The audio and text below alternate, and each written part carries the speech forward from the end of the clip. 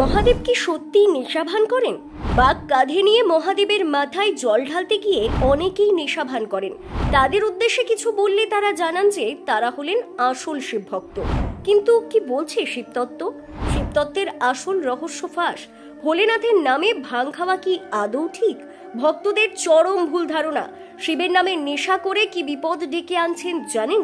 শাস্ত্র যা বলছে শুনুন, জানুন আসল সত্য।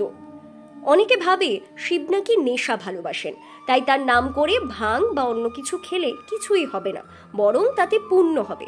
কিন্তু আসলে এই ধারণা পুরোপুরি ভুল এবং শাস্ত্রসম্মত নয়।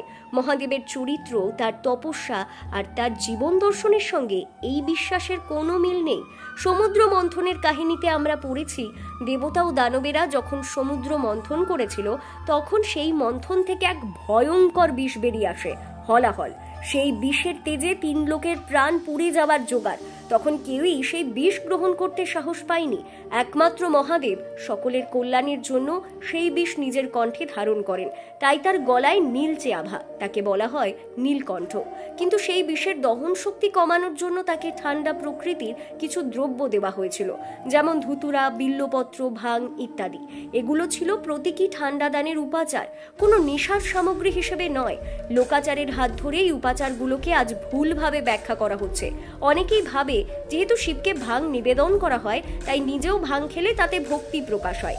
কিন্তু সত্যি বলতে শিবের কাছে ভক্তির মাপকাঠি একেবারেই আলাদা। তিনি তপস্যার দেবতা, সংযমের দেবতা। তিনি চান শুদ্ধ মন, শুদ্ধ দেহ আর নিষ্কলুষ ভক্তি। নেশা করে নিজের শরীর ও মনকে ক্ষতিগ্রস্ত করা তার উপাসনা নয়, বরং তার তত্ত্বের অবমাননা। মহাদেবের নামে নেশা করা একেবারেই ভুল। এতে ভক্তির কোনো প্রমাণ হয় না, বরং শরীরের ক্ষতি হয়, মন মেঘাচ্ছন্ন হয় এবং সংসার সমাজের প্রতি দায়িত্ববোধ হারিয়ে যায়।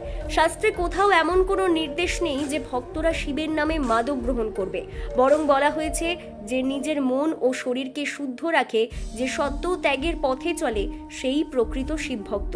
তাই মহাদেবের প্রতি ভক্তি দেখাতে হলে নেশা নয়, প্রয়োজন ধ্যান, প্রার্থনা, মহামৃত্যুঞ্জয় মন্ত্রের জপ আর নিষ্কলুষ সেবার মনোভাব। মহাদেব আমাদের শেখান ত্যাগই সর্বোচ্চ ধর্ম। তিনি নিজের জন্য কিচ্ছু নেননি, বরং সবার জন্য সবকিছু ত্যাগ করেছেন। আমরা যদি তাকে ভালোবাসি, তবে সেই ত্যাগ ও শুদ্ধতার পথেই হাঁটা উচিত। নেশার পথে হাঁটলে মানুষ ধীরে ধীরে নিজের জীবন শক্তি হারিয়ে ফেলে। মহাদেবের কাহিনীতে আমরা যে ত্যাগের পাঠ পাই, সেখানে কখনোই আত্মবিনাশের কথা বলা হয়নি, বরং তিনি যেভাবে বিশ্বকে রক্ষা করতে নিজের কণ্ঠে বিষ ধারণ করেছিলেন, তেমনি আমাদেরও উচিত জীবনের বিষাক্ত অভ্যাসগুলোকে দূরে রাখা। ভাং, গাঁজা, মদ এগুলো সবই ধীরে ধীরে আমাদের শরীর ও মনকে বিষিয়ে তোলে। এগুলো গ্রহণ করে কেউ যদি ভাবে সে শিবের ভক্তি করছে, তবে সেটা এক ধরনের আত্মপ্রবঞ্চনা ছাড়া আর কিছুই নয়।